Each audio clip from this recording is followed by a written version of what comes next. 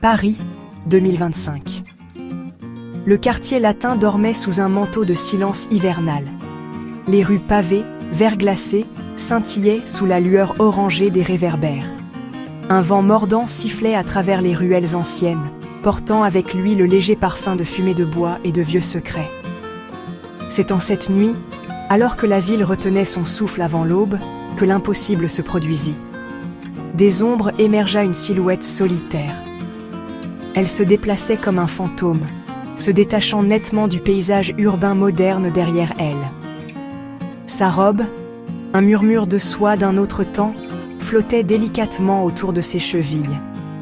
C'était une vision d'une époque révolue, une âme égarée errant dans le mauvais siècle.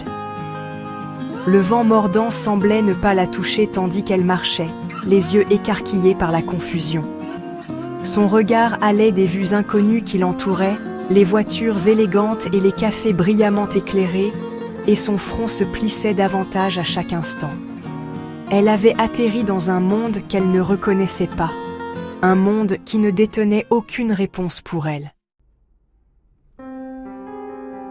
Sa désorientation était palpable, attirant l'attention d'un gendarme solitaire en patrouille.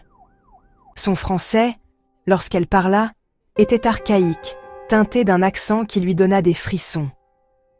Il la regarda, perplexe, tandis qu'elle désignait les panneaux de signalisation, ses paroles un mélange confus de questions paniquées qu'il ne pouvait comprendre.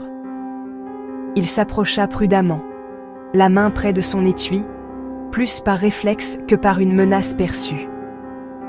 Ses yeux, grands et perdus, rencontrèrent les siens avec une vulnérabilité qui contrastait avec l'étrangeté de la situation.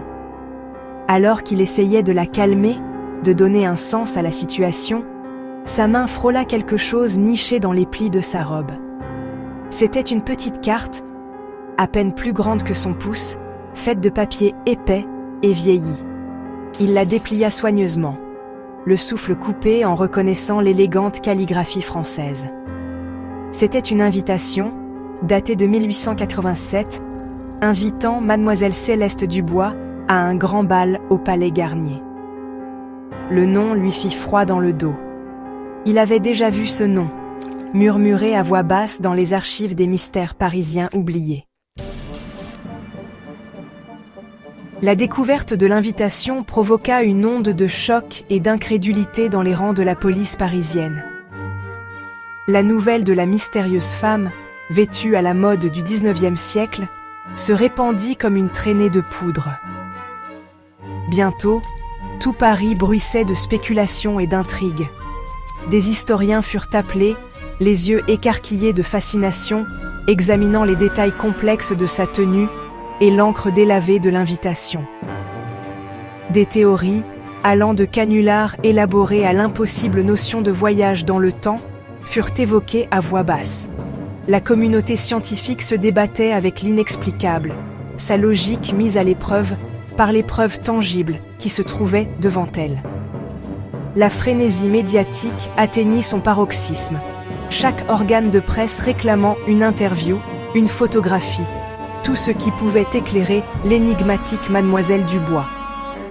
Mais au milieu du chaos, une question restait sans réponse. Qui était cette femme ?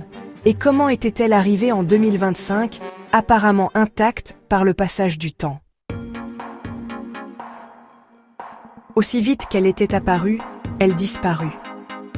Alors qu'elle était sous observation à l'Hôtel-Dieu, entourée de médecins perplexes et d'historiens curieux, Céleste disparut tout simplement.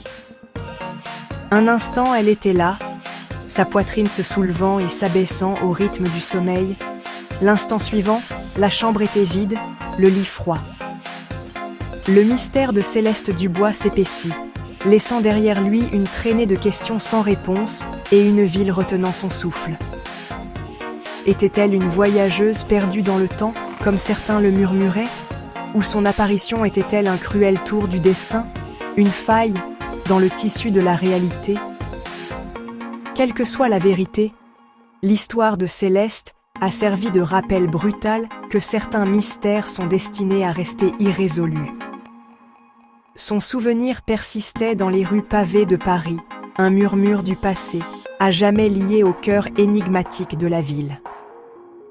Peut-être par une froide nuit d'hiver, lorsque le vent souffle à travers les ruelles anciennes, pourrait-on apercevoir furtivement sa silhouette, une figure solitaire perdue dans le temps.